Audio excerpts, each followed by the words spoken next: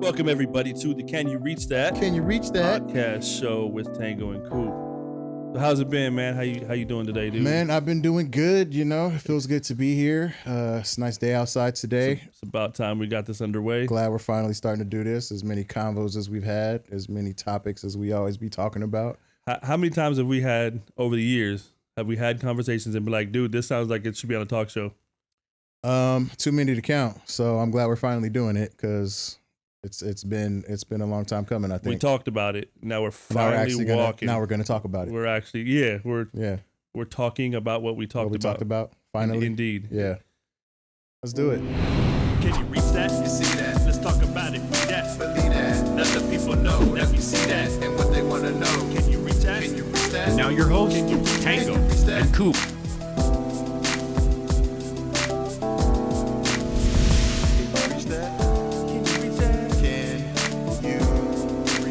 It's facts. I mean, we've had some insane conversations over the years, just random topics. You know, we've known each other for years. Wow. And you know, so it's a trip, but yeah, this should have happened. Yeah, man, I'm looking forward to it. I'm looking forward to seeing what we do. I'm looking forward to. Well, the good thing is we have a lot to talk about.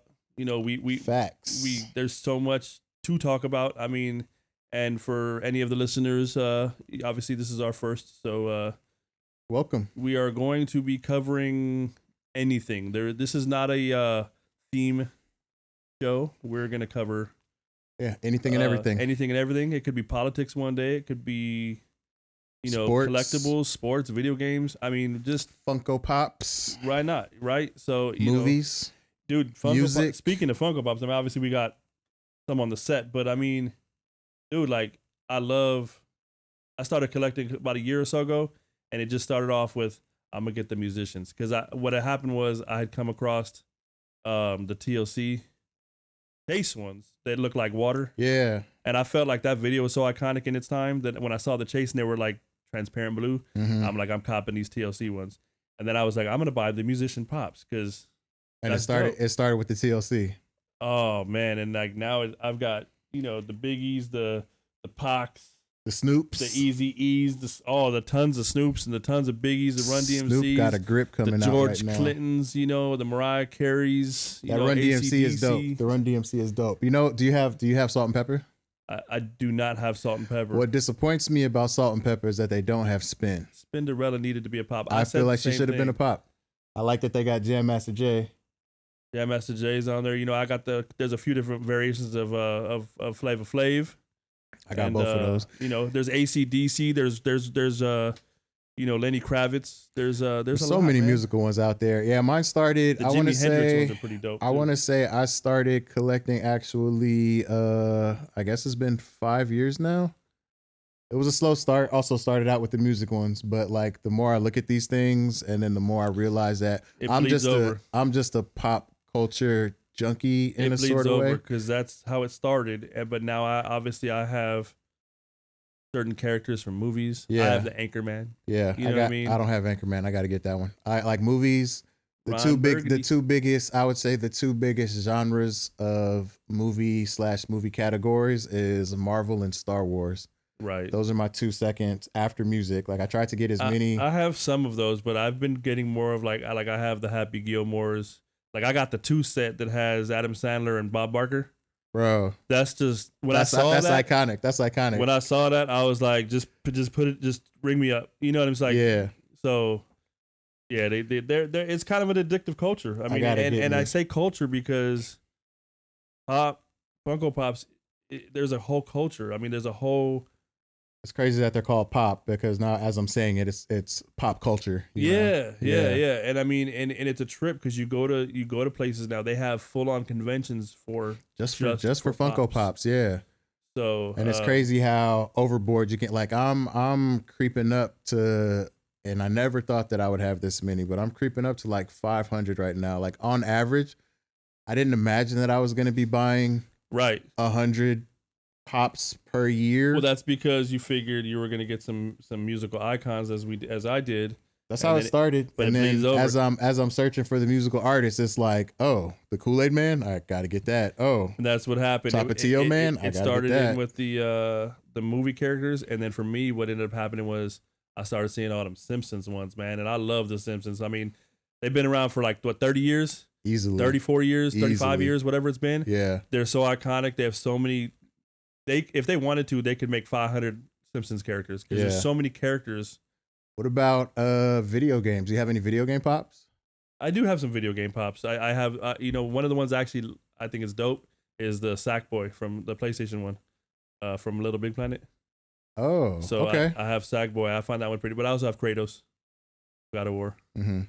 So there's a few of them like that. But That's cool. Yeah, I don't really mess with the video games one like that. I don't have a lot of the video game characters, but those are like two that I can think of. Speaking of video games, have you heard the new game Bodycam? Have you seen the graphics on that joint? Oh my God! So for me, about a year and a half. It's been a while, right? Yeah. When they were throwing out little teaser snippets and trailers, and the first time I saw it, I want to say it was a year ago, maybe it was less, I don't know.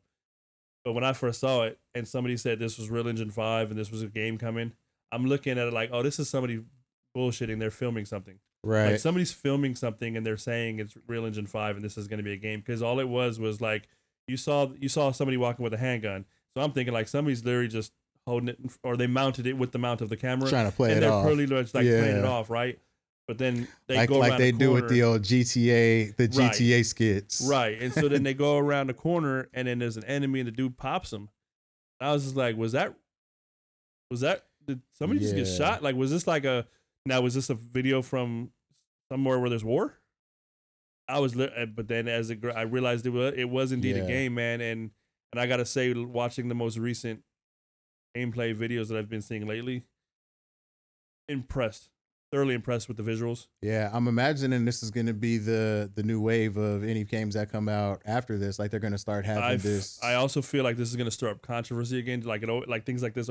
Whenever there's a pillar of controversy in a game, and especially when it comes to gore and violence, there's always those moments where you see it all over the news, and it starts taking, like when Mortal Kombat first came out, Oh, parents bro. were uproared. Yeah. They were stomping out the cartridges, and Call of Duty when it first came out had its thing. Grand Theft Auto, of course, had its thing. I feel like this is going to be the blame for violence again, because the visuals are so realistic. Yeah. And not only that, but the sound. Like, whoever worked on this game did their due diligence, as far as I can tell, for sound. Because not only do the gun sound more realistic than I've heard any other video game sound, but within each environment. Like, I've noticed gameplay where they're in a oil rig, Mhm. and there's like, it looks like almost like a shipping container type thing, where it's like these steel walls. Right. And you go in there, and obviously in life, you have this cement, you've got the steel, there's going to be an echo factor. The footstep echoes, They catch all of that. when they shoot the gun, how different the gun sounds, the echo, the ricochets that ping off oh man, like the attention to detail is phenomenal. And that's a pivotal step in the Real Engine 5, man. The Yeah. ray tracing technology that they have now is beyond any we've seen before. Yeah. And it should be, because I used to have a pet peeve when everybody said, this new game is going to be better than every game you've seen. Well, of course it is. Of course it is. It's Because you shouldn't make it look like the last game. It should be Right. better, right? right. But this game definitely takes leaps and bounds over, I think, anything we've seen before. Yeah. Like I'm not even a big gamer, but that game has definitely piqued my interest. And I would love to see it. It's out today.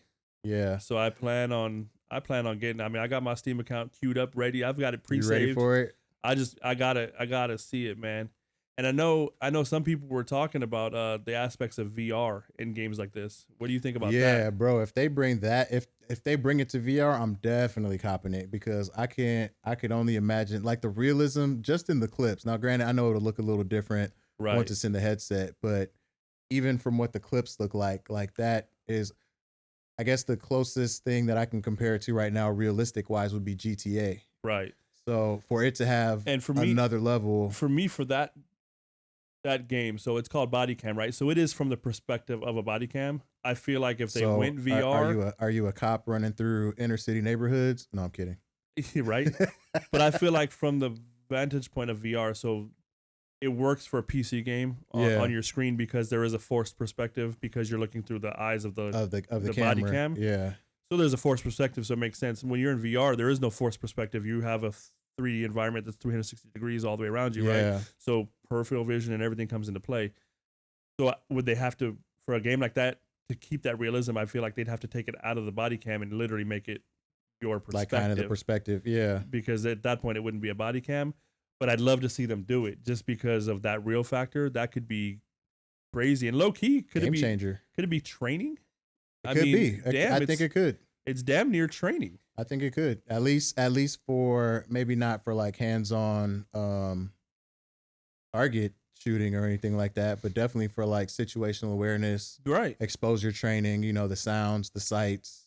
I mean, you would lose the actual feel of the realism, but it would be they have those controls now that you link up to the controller itself, and it has like realistic recoil, and the recoil changes based on the gun you're using. So, and there's also the ones where you double click in, and you got your rifles and your stuff. So you can get a pretty strong level of simulation in VR if it's done properly. It'll be interesting to see. When I was back in the day when I was serving my country. Whenever we couldn't get to the rifle range, they had this thing called the ISMIT. I forget what it's short for, but it was basically like a virtual shooting range. Yes, where you get the mock weapon. It has projection screen, right?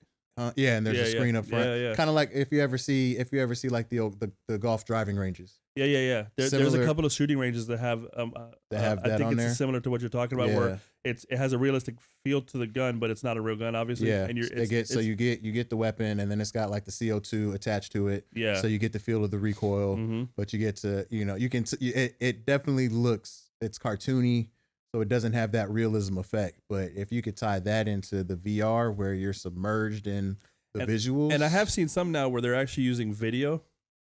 And based on where you shoot that blank, essentially it's a steel cartridge, but basically wherever that hit, and I think they use laser and light but they have different clips. So like, let's say there's a hostage situation. Yeah.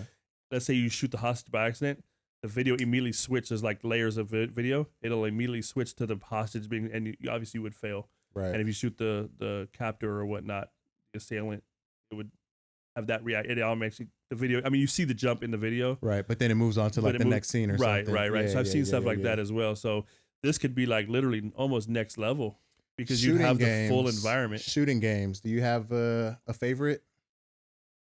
I don't have a favorite per se. I mean, I know when Call of Duty started, Metal Gear was out. Or no, Medal of Honor, sorry. Medal of Honor was out. Yeah. And a lot of people were on Medal of Honor, and I had gotten a hold of the first Call of Duty, and the level of intensity that game had intrigued me. And I remember I had a couple of friends. I had one of my boys. He was big on Medal of Honor, and he came to the pad one day, and I showed him Call of Duty.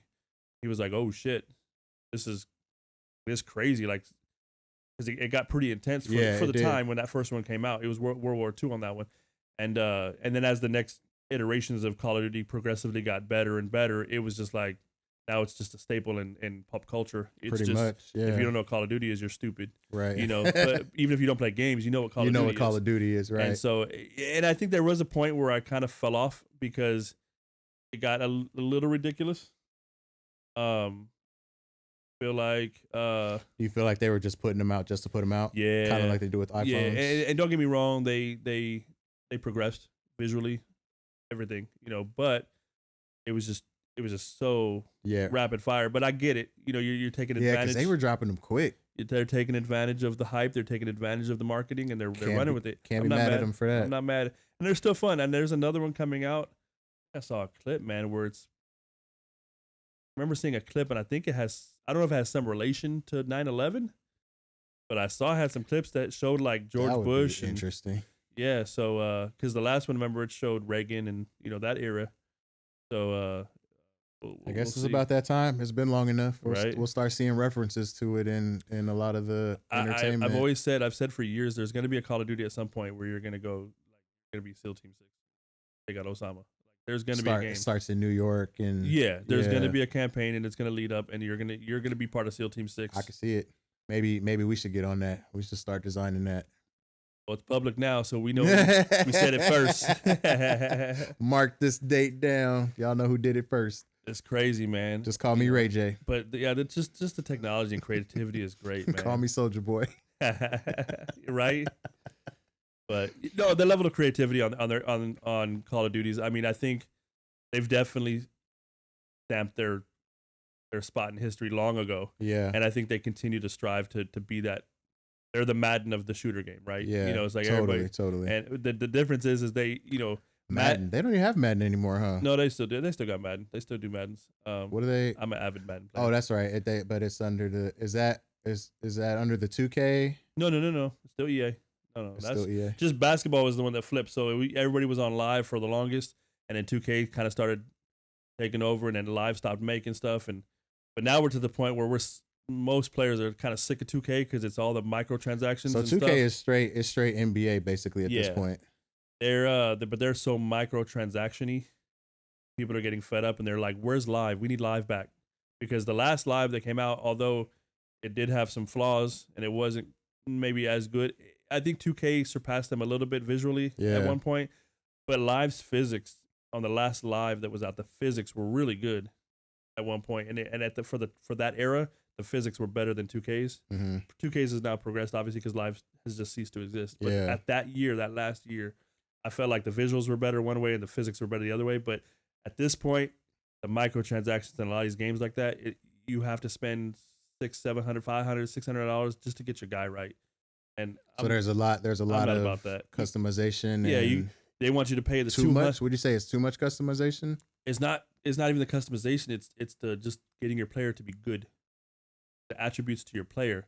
Oh, you start off as trash and you got to grow, like right? Build your skills up and right. So you're paying $70 for the base layer game, but they really want you to pay $200 for the ultimate collector's edition that'll give you, the virtual currency. Then you can use that to boost your guy, right? But it's going to boost to a certain amount, and then if you want to build from there, it's a grind, and you're not. I mean, unless you're playing hours upon hours each day. Yeah. And by the time you get to the point where you're in like a mid-range, mid-90s, even low to mid-90s character, next version of the games come out, now you're done, so you got to start over. And you got to start over. And I think they'd be smart if they allowed you to carry your character. Like, you start off, just like an NBA career, right? The next iteration comes out. Yeah. Your character carry moves. your character over to the next they're not going to do that because they want you to start from the bottom, pay all this virtual currency with real currency. And like I said, there's a lot of people out there that take it serious, and there's competitions, and I respect it. Yeah. But if you're just the average player, if you want to get into that 90s range, if you're not going to grind like a mother, you are pretty much going to shell out $300, $400, $500, whatever. That's crazy. Money, so. Yeah, I'm not really a big gamer. Every now and then, a game will draw me in. I think the last game that really had me was, I won't say the last game, but one game that really had me was Arkham Asylum. Fantastic game. That I need to get you. We've talked about this, and I need to I'm going to say it again. You need to get Red Dead 2, my favorite story-driven game ever. I've heard a lot about the writing is impeccable, but that Arkham Asylum though, that's another one that to me is just that game was class. There's a variation of those latest Arkham games. Yeah, but that one to me is just so. Yeah, that one had me done. That, like, I even, like, 2012, that's crazy that I remember specifically, like, that shit had me in a choke. Like, I was showing up late for work. I wasn't sleeping. I wasn't eating. Like, I was just playing fucking. You were Batman. All like trying to cover the whole map. Like, all right, how much % do I have left? Like, let me try to do all these side missions. Like, girls on the side going, "Let's go out." And you're like, "Shut up, I'm Batman." What girl? There was no girl. I'm Batman. Time. There was no girl at that time. I was rolling solo dolo, doing nothing but playing Batman. Yeah, that one had me. Watch Dogs had me for a little bit. Watch Dogs was fairly Watch Dogs good. was cool. I like that one just because it was different. I just like the technical aspect of it. The hacker aspect of it. I thought that was pretty cool. For me, Watch Dogs was and this is for each of the versions of them. Yeah, they were good graphically. I think they were well done for the most part. Yeah. Story was okay. What turned me away, and I never really completed any of them, was the repetition was just too high for me. Once you did about 15% of the game, The rest of it was it kind was of for pretty me, much the rinse and same. repeat. Yeah, You know, you go to this section and do the exact same things you did in Yeah. that section, and so on. you hack a system, you disarm it, you go So in. so I kind of got over it just because of that repetition, you know. And each Yeah. time that a new Watch Dogs come out, I would check it out in hopes that maybe they learned from that, and maybe expanded on, you know, coming up with creative ways to do things different. But it was always that repetition in each of those. I kind of killed it for me. I killed it for me. But, I can see that. I can see that. I get caught up because I'm not really an online player because I suck. Like honestly, do you since you don't play online, I just curious, just hit me right now. Do you play mostly single player games? mostly single player. Yeah. I'm a closet Lego video game player. I think that some of those Lego games are so Lego fucking fun. games are crazy. I didn't think I would enjoy them as much because I thought they'd be kind of corny. Same. Kind of, you know, like, oh, this is beneath my. You know, the movies were really creative, the movies are great, and the that's Lego why movies, I thought the games and that's when I first started playing a couple. I played the first Lego game I played was Lego Batman, I think it was, and then I played the Lego movie game. I because I'd remember seen the movie. I remember like Lego Indiana Jones. Yeah, That and one then was great. The latest one, the Star Wars saga that encompasses all the Star Wars worlds. Yeah. It's a PS5. Yeah.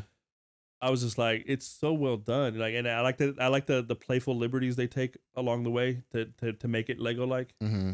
I always thought it was really dope. You know. On the subject of Legos, have you seen the trailer for the new Pharrell movie? Oh, I'm glad you brought that up, Bro. You know, I had a surprise. I was actually holding out on you because I was gonna say, let's watch this trailer because I didn't know if you saw it. Stop playing. Okay, so when I first saw the images, I saw just an image on a post on social media. I think it was on Instagram of Pharrell, and I only knew it was Pharrell because of the post. But it just looked like a Lego guy that had like a kind of a buzz cut because it was just the spotted dots. The spots, yeah. If it had been the version that you see later in the trailer with the hat and everything, or something that was more iconic, I'd have been like, "That's Pharrell." Yeah. But that It was a little bit Pharrell generic. before he was Pharrell. Right, and I Yeah. realized that now. But then when I saw it, I thought, oh, they're gonna put Pharrell inside of a Lego movie. So I'm like, that's kind of dope because he's heavy into the Illumination with the minions and all, you know, and he's well involved with that stuff. So I'm like, That's okay, now dope. he's jumping in the Lego world. So they got him in a Lego movie. So I'm thinking there's Lego Movie 3 or something, right? And he's featured in it. Yeah, come to find out, that's his movie. bio movie. I'm like, hey, that's gonna be crazy. like, and only Pharrell, right? That it makes because he could have done Illumination, he could have done 3D animation, but only Pharrell would throw that curveball creativity wise and go, nah, I want to make my story in Legos. Yeah. What's even crazy is the fact that it's Lego animation, whatever. Just the fact that he's doing his biopic through that visual, form. Yeah. the creativity, and after watching the trailer and seeing all the cameos, you know, Snoop. I saw Snoop. You see Teddy Riley. You see Nori. Yeah. And the first thing that came to my head was to promote the movie. Saying it first. To promote the movie, they need to do a Drink Champs show, right? Nori's interviewing Pharrell about the movie, whatever, right? Drink Champs. Yeah. Give him his questions, take his drinks, all that stuff, right? And then put it in Lego. But then animate it in the Lego form to promote the movie. Yo, that would How be fire would that be? I mean, I That would watch be dope. Drink Champs all the time. I That would love be it. dope. Shout out to Nori. That is a phenomenal platform. Yo, can we make this podcast Lego? Right? Can we? But can you imagine if they did a Drink Champs in Lego animation? Yo, that would be dope. And then when Nori comes out and he's like, hey, so you know, Dre or Timbaland, you know, and I gotta take a drink, and he's a Lego, you know what I'm saying? Like, oh, doing Lego shots. that would be fire. Hey, I want to cut. If that happens, I want to cut. Get Lego wasted. Oh man, but no, That's crazy. I thought we could watch the trailer. I was gonna throw it on and Let's do it. Let's hit it. and do it. But yeah, 'Cause let's. I haven't even seen the full trailer yet. I just seen little snippets. Yeah, let's put it up, man. Right on the set.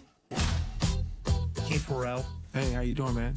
You know, it'd be cool is if we told Is That's that Spielberg? Is that Spielberg? Lego pieces. That's what I saw initially. That's No, I think that's serious. Lucas. yes, George Lucas. Lego. Oh, Just be open. It might seem crazy. But that's yeah. Pharrell. There we go. That's for real. When I was a kid, I knew I was different. And people would say, oh, that's an odd child. And that crushed my spirit. But I loved music. It was mesmerizing to me. But the I would see visuals, beautiful Yeah. it tells the light story so cascade. well. It's I nothing just against thought other that's what all black biopics, kids did, Yeah. stared into the but speaker this is back. so whoa. It can't be matched. Like, It's just so creative. Music was just coming out of me.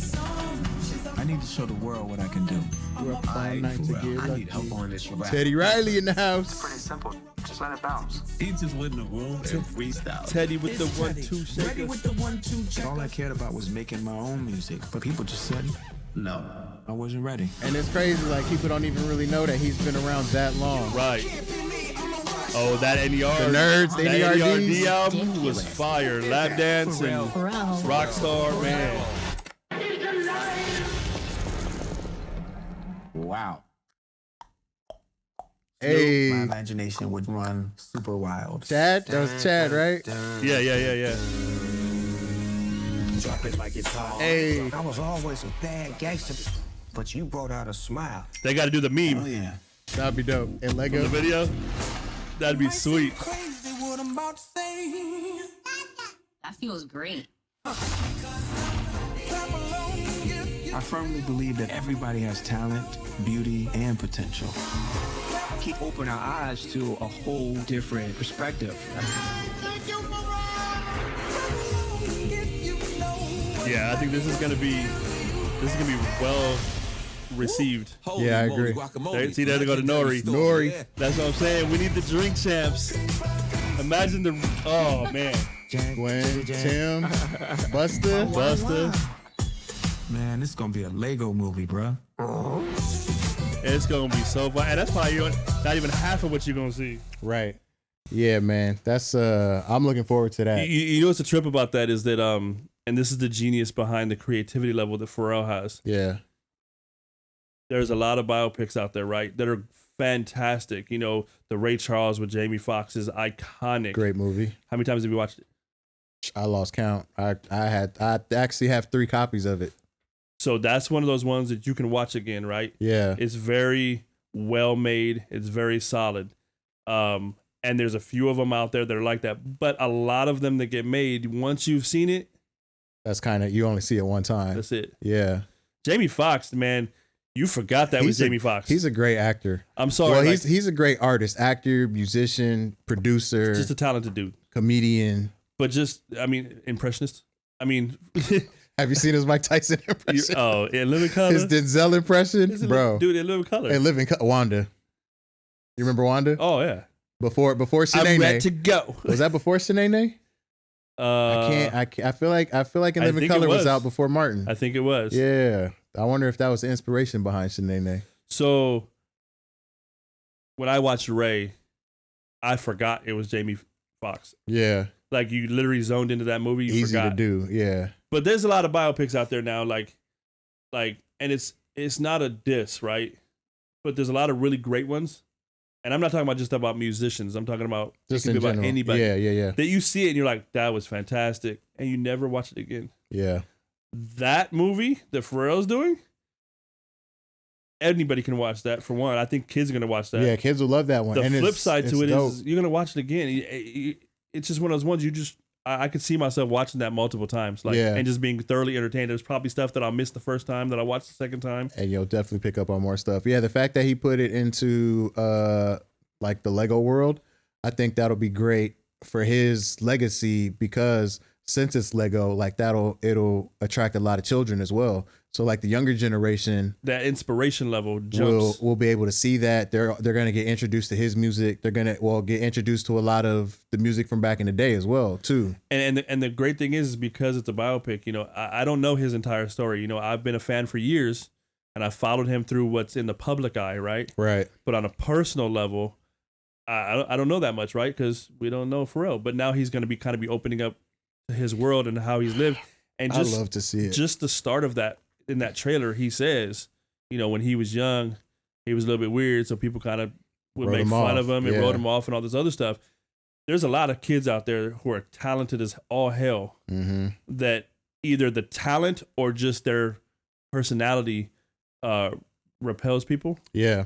And so the people who are repelled use their way of getting around it is, I'm going to make fun of you. I'm going to put you down. I'm going to talk shit. Right. I'm going to bully you, essentially, whether Right. verbally, physically, For whatever. being different. For being different. Yeah. And that's going to show a lot of kids that You hey, can be different. I was different as shit. Bro, we're in the different, in the different, I don't even know how to Especially describe with social it, media, but right? We're in like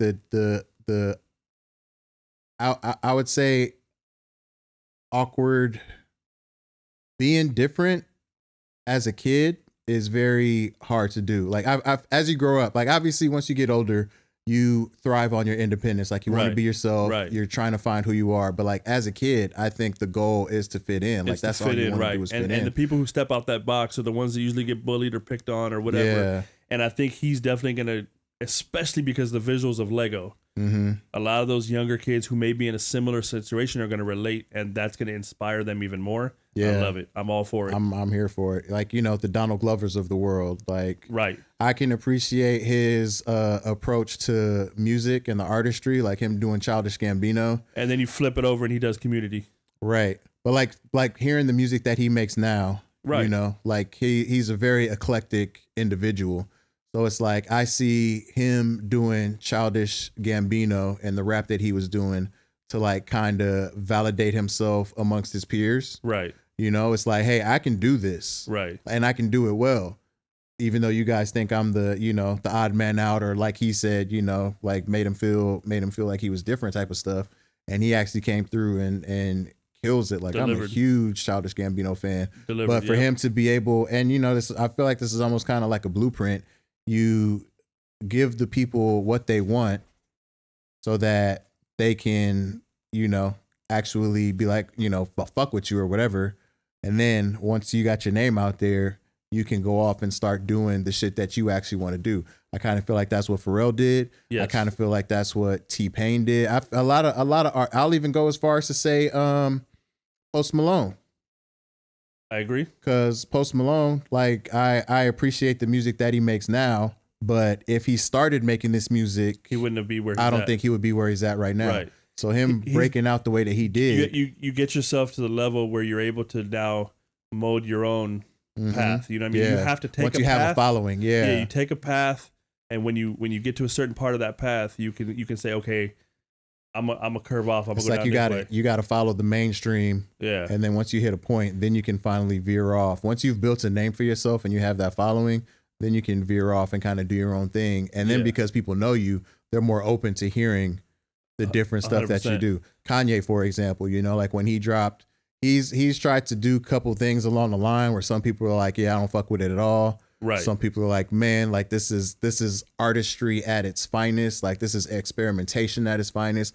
And I think that the true sign of an artist is the ability to try different things. Not even the ability, but the desire to want to try different things. Well, the ultimate goal, right, is to gain an audience. And if you do something that's slightly different, especially when you have a platform. Yeah. Sometimes when you're establishing the platform, it works. But when you have a platform already and then you decide, all right, I'm going to do this, and it's not what you're expecting, hopefully you're on board.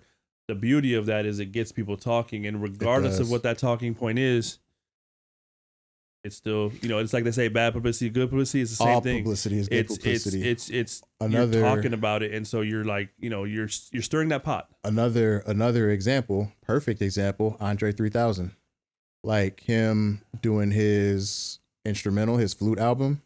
One thing that I appreciate the way that he did it is he prefaced it before it came out. Like, hey, I know what you guys are expecting. It's not going to be anything like that. So he already set people. I feel like if he didn't do that and everybody was like, Andre 3000 just released the album, and you go to put it on and you don't hear any rapping, you're like, what the fuck is this? So this dude done lost his shit. The flip to that is, and it's on the same lines is, and especially with him, I'm a big Outkast fan, right? Yeah. Been Outkast since first album. Since Southern Playalistic Cadillac Funky Music. Players Ball, you know, all that. the players came. So they had that style, and it was already unique, right? Mm-hmm. It was already a style that when you heard, that's Outkast. Yeah. And you could also say, even though they're a group and that's Outkast, you could also go, that's Big Boy, that's Andre. Mm-hmm. You knew that, you right? Knew them, you could tell by their voices because their voices were different, but they had that. It was a great combination. Yeah. What's crazy? But as they grew, right? You go to AT Aliens, right? Mm-hmm. And then you started feeling like, even though they're still a group, you could feel that little bit of melodicness in that growth of Andre. And you also felt that flow change in Big Boy. Mm-hmm. And then you move on to the next one and the next one. And then you get to the point where you got Hey Ya. and you've got the speaker box, Speaker you've got box the and Love Love Below, Below, yeah. and you realize that Andre's now doing kind of like a mixed genre kind of style, experimenting, if you will. and it's very experimental, Yeah. and it freaking worked. Bro, the crazy part about that is, so my first introduction, like growing up, I'm first generation American. Parents both immigrated from Belize. I was born here in LA. And, you know, my mom, especially my mom, coming from a different country, moving to this country, I think she got here in the 70s.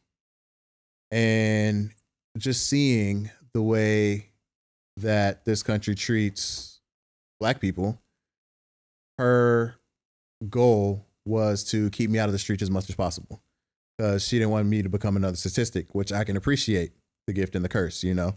But because of that, she kept me out of like anything urban for as long as possible. So growing up, we were only allowed to listen to like 94.7, CYRT 101. A lot of the stuff we watch on, like, you know, she tried to rate us, we're religious and everything. So a lot of the stuff we watched was, I want to say it was channel 40, TBN, the Bible Network, I think is what it was. Okay. So it's just like a lot of Christian stuff. So we, you know, grew up watching Gumby and all that kind of crap like that. But like, I didn't get my first introduction to like hip hop and rap and R&B until my summer before 7th grade. Okay, so we're talking around So junior high. I'm basically, like, junior high. yeah, like right before the start of junior high. Okay. And the song that I can remember, like my cousins, shout out to my cousin Erica. You know, she's the one that put me on, sat me down in front of the radio. We turned on 92.3 The Beat. So I didn't even know about K-Day. Like K-Day is before my time. Right. You know, I didn't know about the KRS Ones. I didn't know about Grandmaster Flash and the Furious 5. I didn't know about Rakim. Like the first thing that I remember hearing on the radio is Ralph Tresvant, Sensitivity.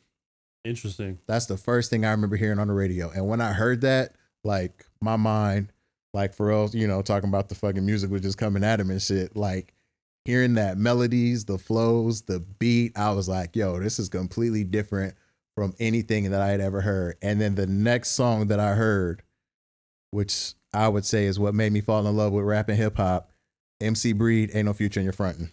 Classic. That beat, that iconic beat. Like there is nothing more. I wanted a there's plenty Kenwood of beats like that, but when you hear that, I wanted a Kenwood radio because of this motherfucker. When I got my car and I got my first radio, I bought a fucking Kenwood. I didn't get the Motorola phone, but I bought a Kenwood radio. Right. Dude, when you hear that beat come on, that you know that bruh. Yeah. Bruh. Yeah, so it's like that was my iconic, another iconic moment for sure. That was my first introduction to it. And then, you know, like the longer, like now looking back and then, you know, finding out about all the older art, the rap of the 80s, which I really appreciate. I seem to remember around like 8th grade you coming up to me asking if I had heard about this guy named MC Hammer. I do remember Hammer. Tango, you've got to check this out.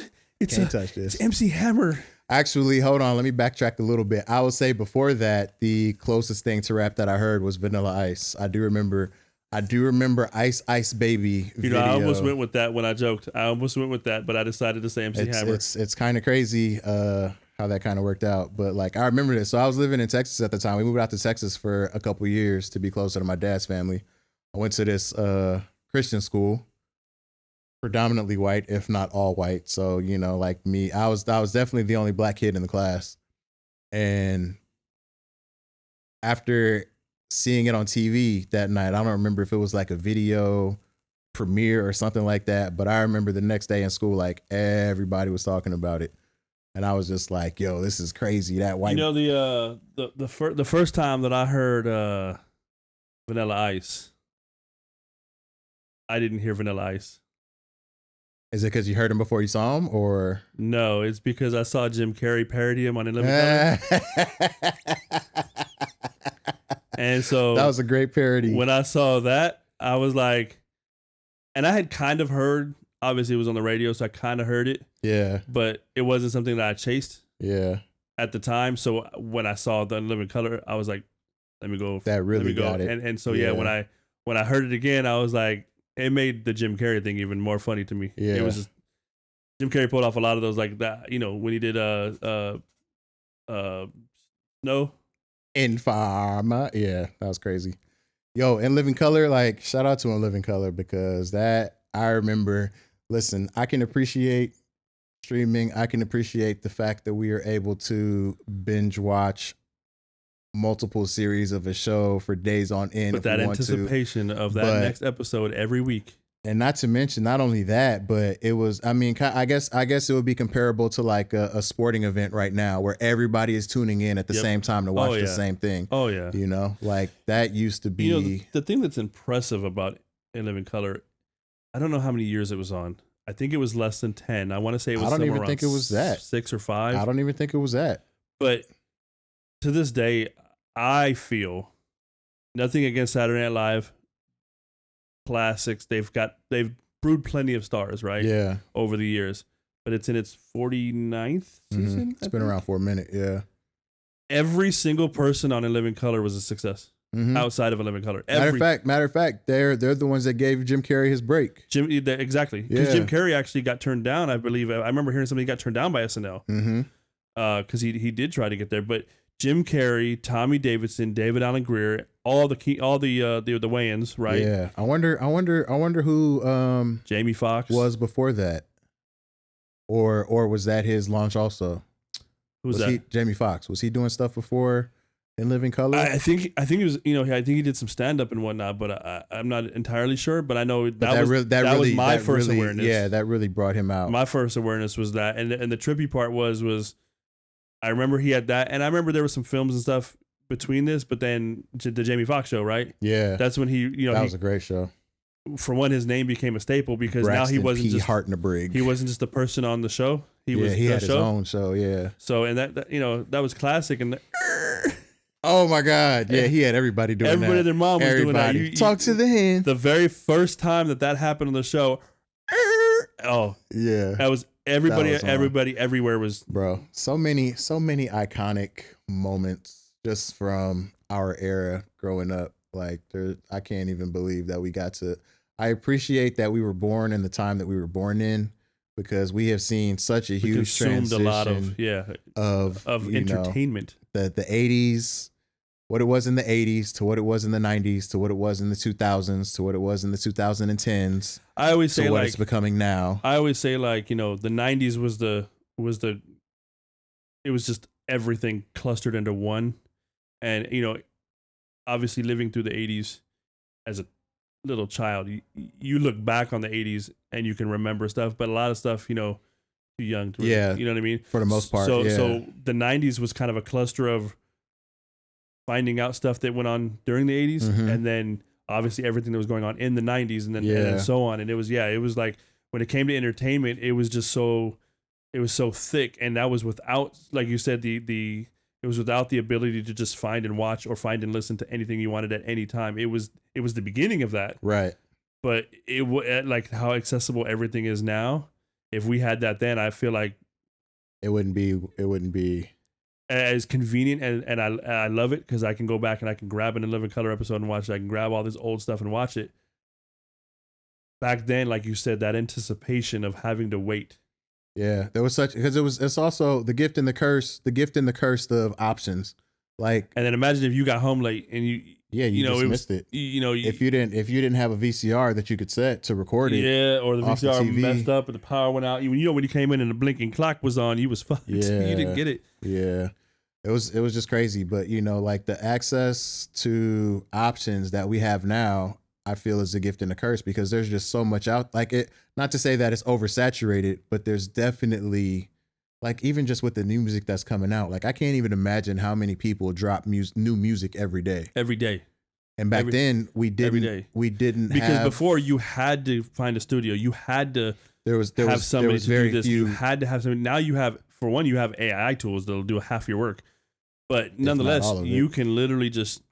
But there were so many. Plug a microphone into your computer and it does the rest. There were so many few channels of exposure, of getting Right. your music out there, of getting your talent out That's there. what I was about, getting that your was my art next out thing. Is there. like you either had to, you were the dude out there selling CDs out your trunk. backpack or whatnot, Yeah. and most people that was, if they were buying them, you weren't just giving them away because couldn't sell them.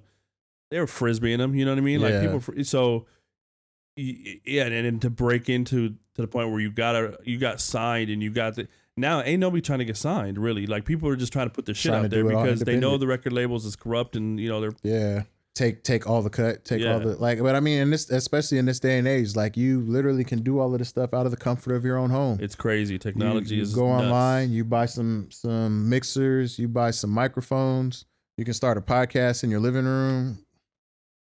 Like to be able to, again, the gift and the curse, because on one hand, there is more opportunity to put your art out there, but there's a lot more noise that you have to break through Right. in order to get past. You're a single voice and a voice of millions now Yeah. that are coming out at the exact same time that yours is coming out. So There's a how rub does yours because stand out? you still need a little bit of somebody to catch you Yeah. and kind of like co-sign for you. It's one of those things where it's easier, but it's harder depending Yeah. on the perspective. It's easier to break into it, It's- but yeah, it's it's easy- harder to break out. It's easier to do it, Yeah. to get it out, to do what you want, but it's a matter of how it's received.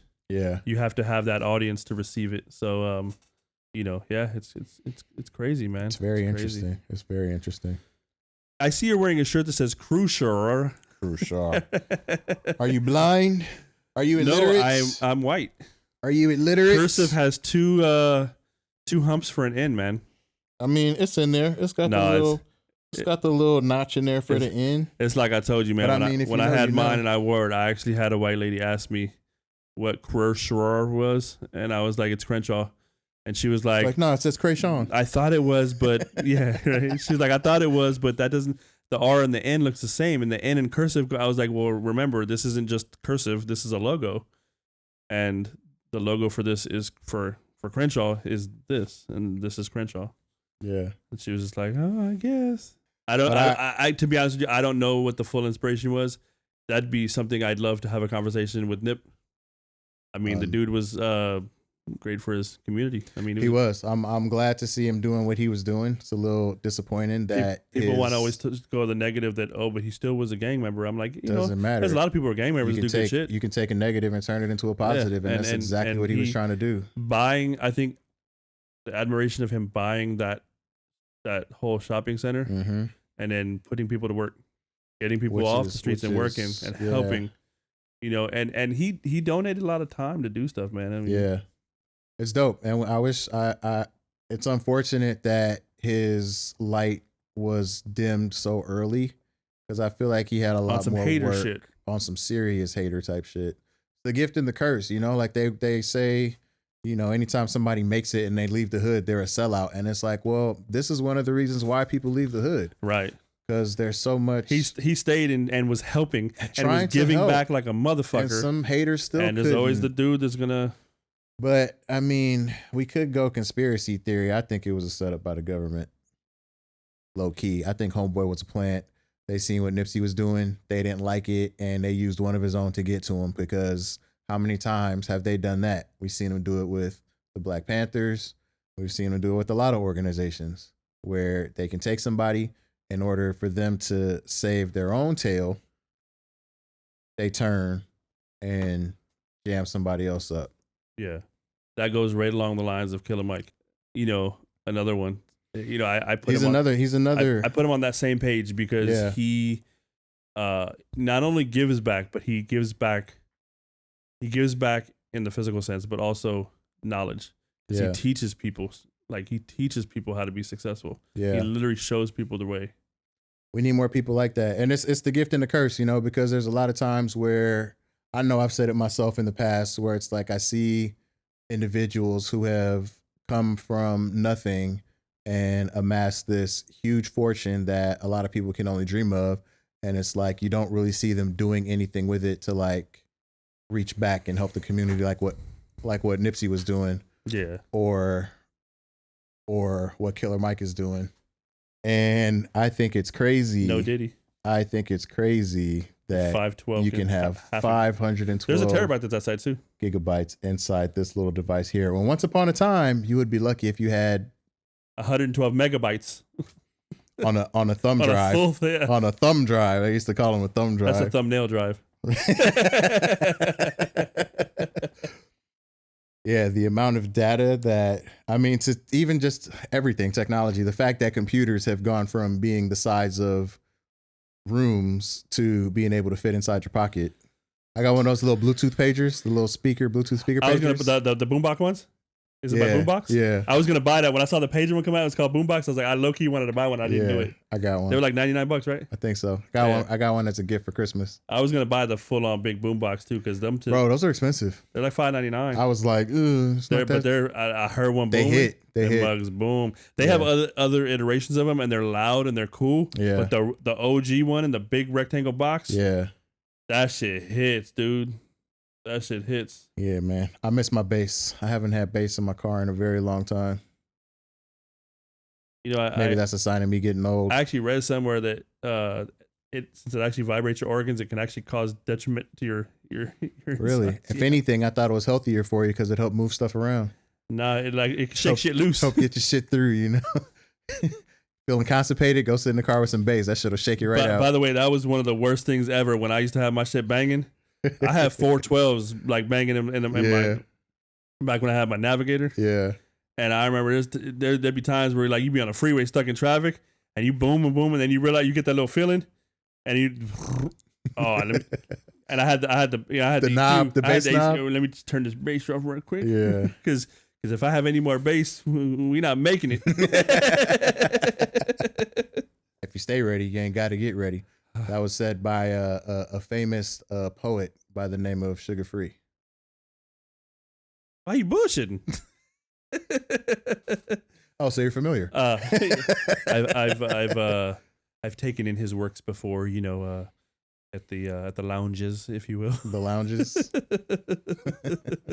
Hey, you ever see that video where he's doing the table? The thing on the thing, bro. That's the talent. Sugar Free is talented. I man. couldn't even. I can't think even. there was a level where he started getting that popularity, and I think commercially, it got ignored.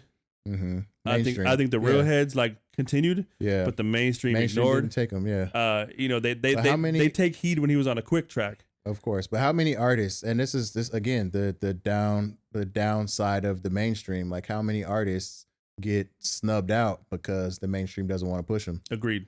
Like the Most Defs of the world, the Commons of the world. Agreed. You know, like they are. I think Common Common was more of a roller coaster because there was a point where yes, and then there was some no. He's had some commercial success, and then there was yes again, and then there was kind of like a level out, and then he started acting and all, but he's talented, dude. I went to his album release party for the album B, which had the light on there. Yeah, and all. great song. And dude, I got the pleasure of talking to him. He was such a cool dude. Yeah, and it was a trip. I garnered a lot of respect for I already was a big fan. Yeah. But the respect level increased because we were sitting there talking, and he had walked by and he saw our group, whatever, and then hey man, how's it going? And he kind of stopped, and so he was talking to us, right? Yeah.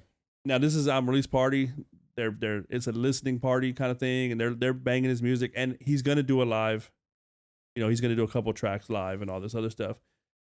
I don't know who the person who was with him is. There was a person with him. There was a point in the conversation where he was kind of like, we got to get going. We got you can see you couldn't hear him, but he was saying stuff in his ear and he was kind of like motioning like we got to go. And no disrespect to that dude either. He's doing his job. But Common was like, hold on. Like, I'm talking. And he continued for like a good another 10, 15 minutes. That's cool. My respect level was so high because there's a lot of artists where that ego, they want that. They want, I gotta go. Right. That's it. You know what I mean? And he stopped to talk and he kept the conversation going. Real recognize real. And I really appreciate him, and that's a real dude. The crazy part is when I was done talking to him, and he actually did leave at one point, because of course he had to leave. It's not a big deal, but he ended on the great note. And then we turned around and we're sitting there talking. I look over and TQ's like shoulders linked away. I looked over, so TQ, and we started talking to TQ and stuff. And that another person who's just so like real, like just a cool dude, down to earth. Yeah. Because I've met artists with egos, Yeah. and be it warranted or unwarranted, there's an ego.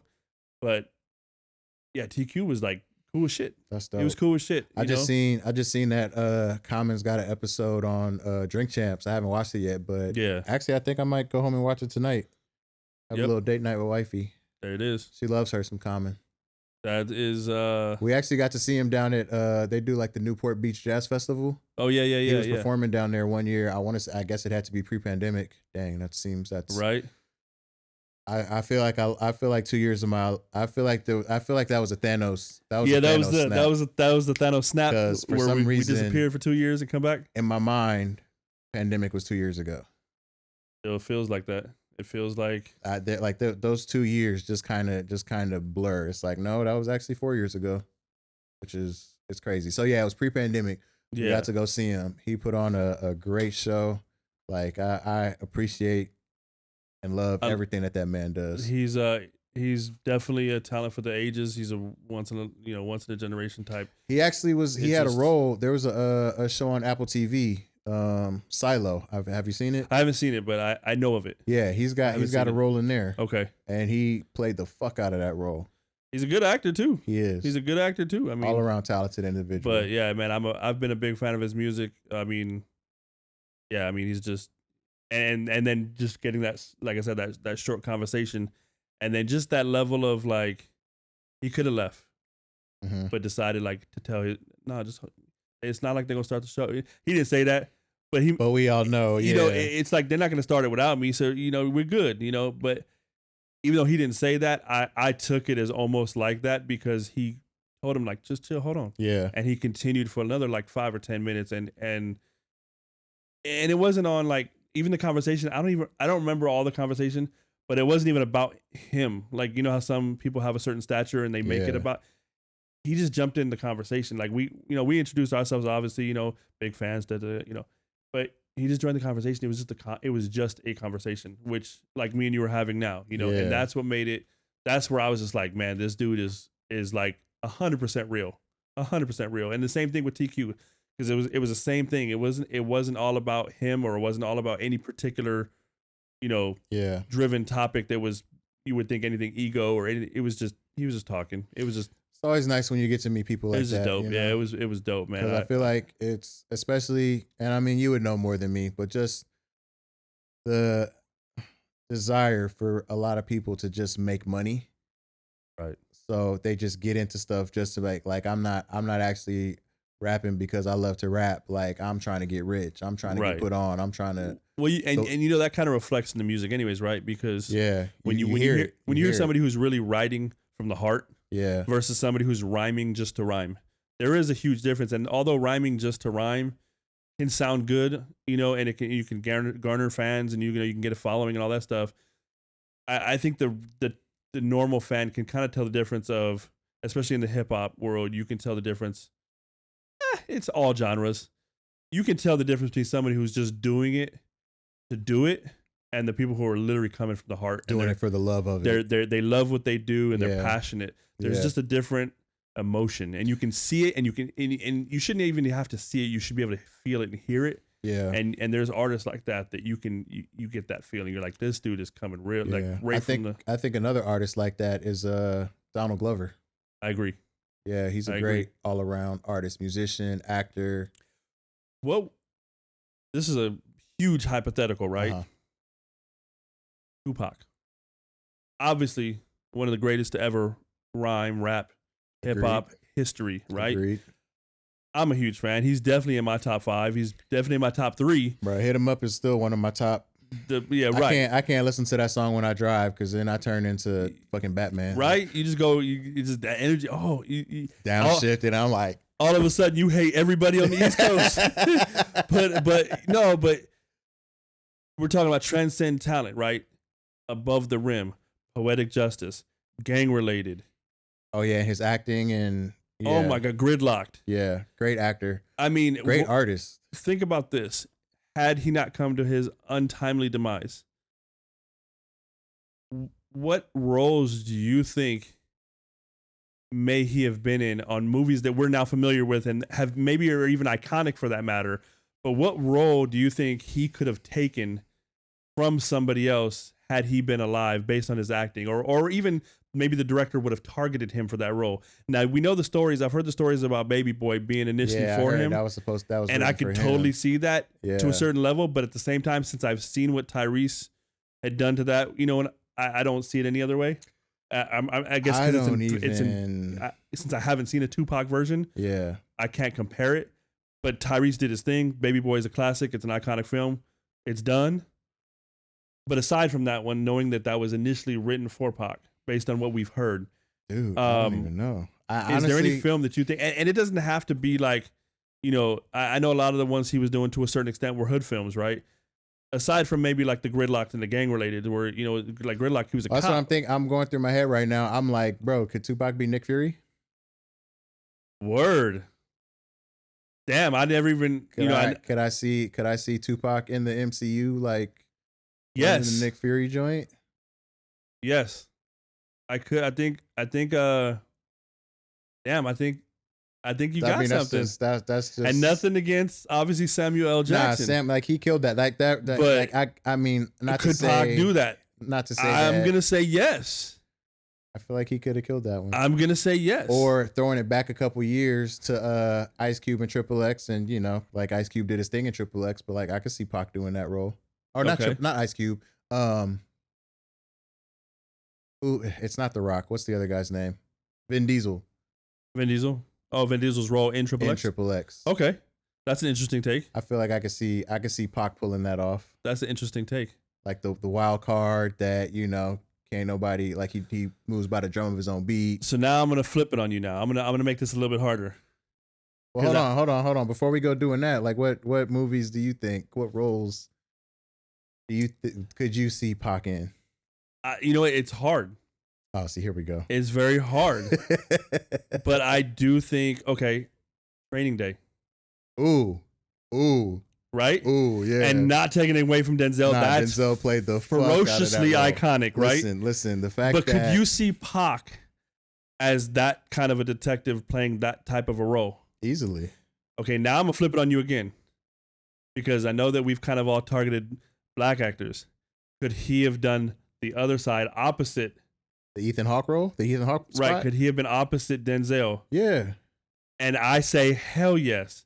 I totally see him. Now I get the aspect of you've got this white cop now, and he's in the hood and he's doing his thing, and I get that there's that kind of intimidation factor. He could have still been a wet behind the ears. But I think that even aside from that nervous factor of that character, I think Pac still could have been a great role, opposite Denzel, even in that film. But just going back, I think that if you were to choose, I would put him in the Denzel role with Ethan Hawke. But I could see him in the Ethan Hawke role. But I could see him doing either. Yeah. But that's mine. And I imagine him killing that role too. And that's where I was getting to. I was going to flip it on you. What I wanted to ask you specifically: what films played by a non-black actor would you see Pac doing? Could I see Pac doing? Let me see. Off the top of my head, films even come to mind. I can't even think of anything, because right now all that's popping in my head is Will Ferrell, and he's the only white actor you know. Like you're gonna see him. You're gonna see Pop doing Anchorman. I can see him doing. Well, no, I was gonna say Step Brothers, but that would be hilarious. That's the only thing. And see, that's the other thing too. Okay, no, here we go. How about Pac and Baby Driver? Oh. Now that's an interesting take. That could work. I could see that working. I could literally see that working. I could see Pac and Baby Driver. And see, I could see Pac as the Punisher. And see, when you were talking about the Will Ferrell, you were kind of bullshitting. A lot of the movies that we've actually compared now have all been like action/drama kind of things. Yeah. Could you see Pac pulling off a comedy? I know Poetic Justice was a little bit lighthearted, and it had its kind of dramatic. It was kind of like a romantic comedy. It was almost a rom-com to a certain extent, right? But could you see him pulling off a Talladega Nights or a something of that nature, that like that comedy stature where it's literally a comedy film, a 40-year-old virgin, I could see him as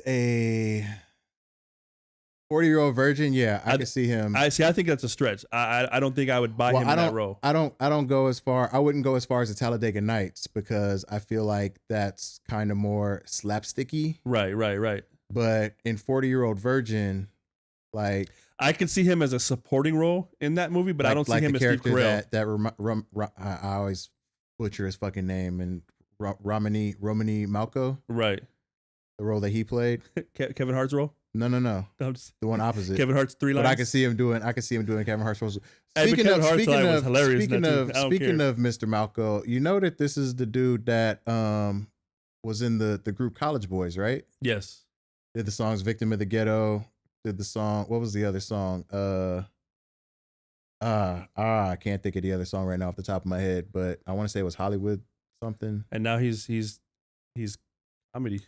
Now he's Tijuana Jackson. Have you seen his Tijuana Jackson stuff? No. Dude is a amazing. It kind of disappoints me that he didn't get to a higher level of success. He's a good actor. And everything that he did. He's a good actor. Yeah, he's a great actor. I love his acting. Weeds, that was another thing that I saw him in. Yes. Have you seen that one? Yes, well, yeah, that was a great series. He played that role great. Yeah. Like, yeah, he's just a great all-around actor. It's a shame that he hasn't been in more stuff, more bigger name stuff. I'm sure we're going to get into these types of debates and for the shows, man. I know you got to go. Yeah, man. This one kind of flew by, it's but been fun. It's been real. I'm glad we're doing this. We've got a lot to talk about. Looking forward to the next one. Yeah, I'm sure we're gonna get through a lot of movies and a lot of other musical conversations.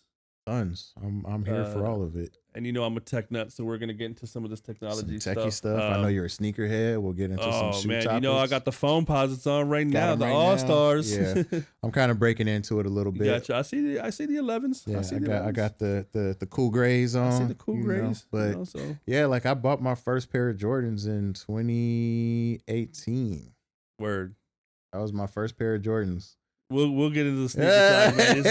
If we start now, this episode's gonna be 4 hours. I'll say that one for another day. But yeah, I mean, we got a lot to talk about. I think we'll see where this ride takes us, man. I appreciate your time, man, and we'll get on to the next one soon, dude. Yeah, man, sounds good. All right, man. Can you reach that? Can you reach that?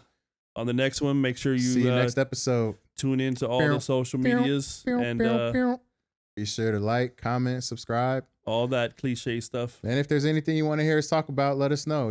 Drop a comment. That's one thing I will hit us up. Agree with. Let's hear what the listener wants to hear. Like, and what'd you think? What'd you think? Let us know. You know, want opinions on something? You want us to review something? You want us to talk about something?